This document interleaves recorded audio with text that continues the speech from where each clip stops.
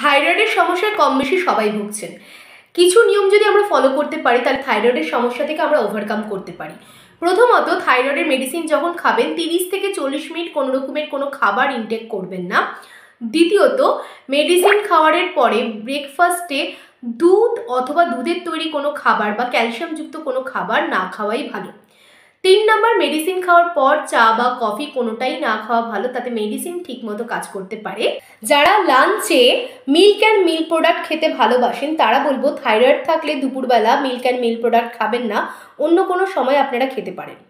এছাড়া দেখা যায় যে যাদের থাইরয়েডগত সমস্যা রয়েছে তাদের ভিটামিন মিনারেলসের একটা অভাব থাকে, তাই চেষ্টা করবেন একটা করে মাল্টিভিটামিন ট্যাবলেট আপনাদের ডেলি লাইফে ইনক্লুড করার।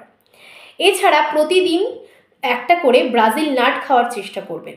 এগুলো ইনক্লুড করলে আশা করি থাইরয়েডটাকে অনেকটা অংশে আপনারা ম্যানেজ করতে পারবেন। এছাড়া তো পার্সোনালাইজড ডায়েট প্ল্যান রয়েছেই আপনাদের জন্য।